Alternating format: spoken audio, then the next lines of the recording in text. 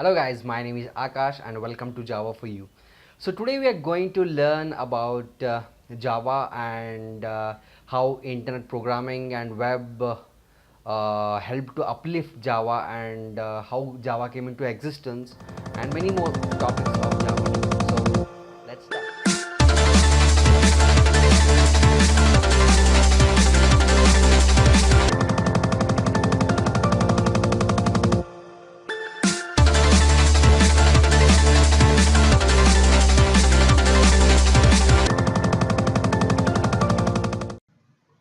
The stage is set for Java.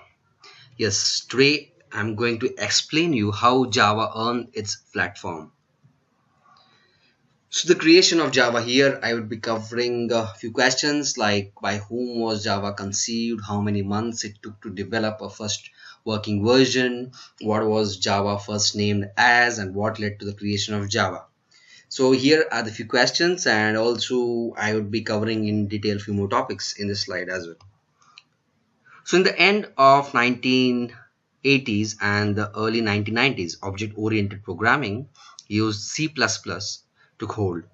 Indeed, for a brief moment, it seemed as if programmers had finally found the perfect language because C++ blended the high efficiency and stylistic elements of C with the object-oriented paradigm.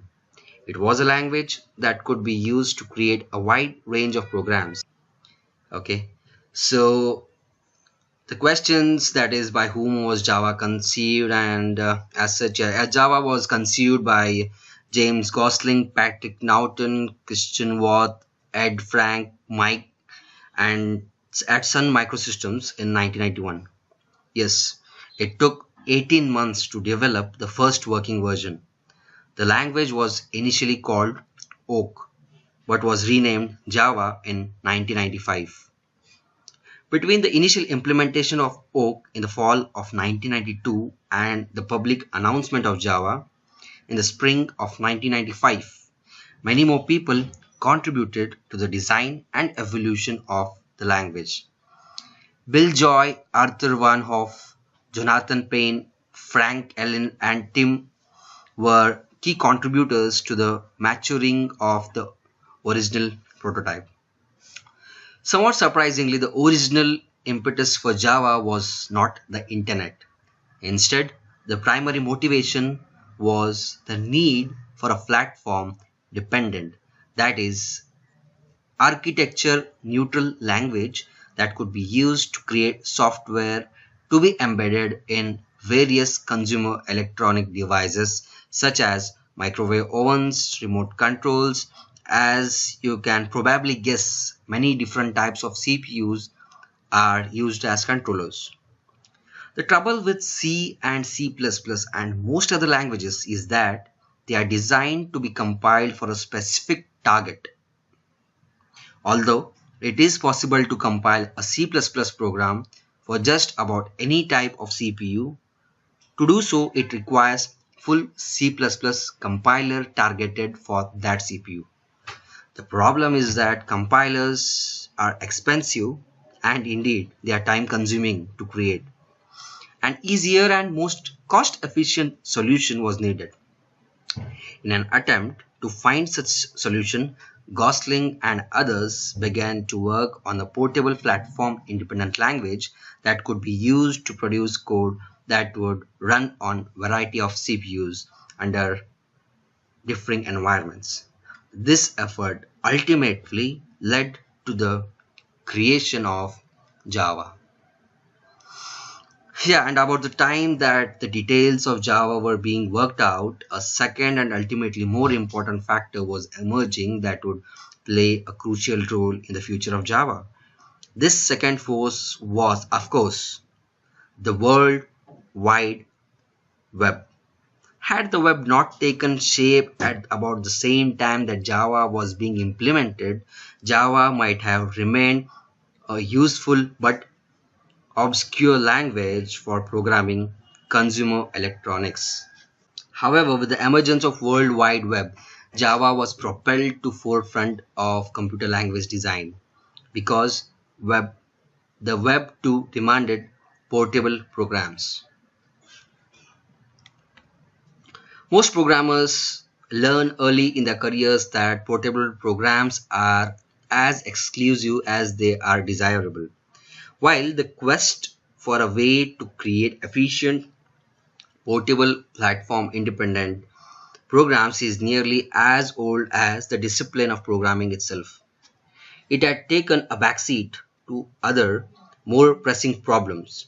Further, because at that time, much of the computer world had divided itself into three computing camps of Intel, Macintosh, and the Unix, and the most programmers stayed within their fortified boundaries, and the urgent need for portable code was reduced.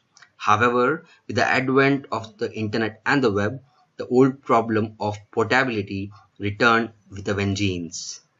After all, the internet consists of a diverse, distributed universe populated with various types of computers, operating systems, and the CPUs. Even though many kinds of platform are attached to the internet, users would like them all to be able to run the same program. What was once an irritating but low priority problem had become a high profile necessity. By 1993, it became obvious to the members of the Java design team that the problem of profitability frequently encountered when creating code for embedded controllers are also found when attempting to create code for the internet. In fact, the same problem that Java was initially designed to solve on a small scale could also be applied to the internet on the large scale. This realization caused the focus of Java to switch from consumer electronics to internet programming. So while the desire for an architecture neutral programming language provided the initial spark, the internet ultimately led to the Java's large-scale success. As mentioned earlier, Java derives much of its characters from C and C++. This by intent, the Java designers knew that using the familiar syntax of C and echoing the object-oriented features of C++ would make the language appealing to the legions of experienced C or C++ programmers. In addition to the surface similarities, Java shares some of other attributes that help make C and C++ successful. First, Java was designed, tested, and refined by real working programmers. Okay. Third, except for those constraints imposed by the internet environment, Java gives you the programmer full control.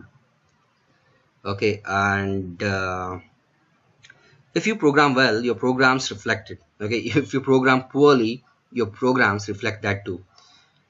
Put differently, Java is not a language with training wheels. It is a language for professional programmers. Because of the similarities between Java and C++, it is tempting to think of Java as simply the internet version of C++. However, to do so would be a large mistake.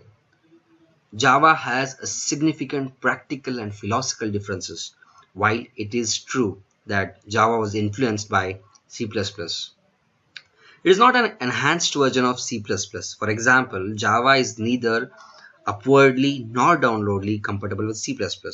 Of course, the similarities with C++ are significant, and if you are a C++ programmer, then you will feel right at home with Java. One other point, that is Java was not designed to replace C++. Okay, Java was designed to solve a certain set of problems. As mentioned at the start of the video, computer languages evolved for two reasons: to adapt to the changes in the environment and to implement advances in the art of programming. The environmental changes that prompted Java was the need for platform-independent programs destined for the distribution on the internet. However, Java also embodies changes and refined the object-oriented paradigm by C++, added integrated support for multi-threading, and provided a library that simplified internet access. Final analysis, though it was not the individual features of Java that made it so remarkable, rather it was the language as a whole. Java was the perfect response to the demands of then newly emerging highly distributed computing universe. Java was to internet programming, was C was to system programming, a revolutionary force that changed the world. So the C and yeah, I how was internet and web useful for the growth of Java? Yes, this one is covered. And what made Java to switch from consumer electronics? Yes, this question is covered. Why is Java called programmer's language? It's covered. And was Java designed to replace C++? No, it was not, and I already explained it. So we are left out with the C# connection. Yeah, the reach and the power of Java continues to be felt in the world of computer language development. Many of its innovative features, constructs, and concepts have become part of the baseline for any new language. The success of Java is simply too important to ignore. Perhaps the most important example of Java's influence is C Sharp, created by Microsoft to support the .NET framework, and C Sharp is closely related to Java.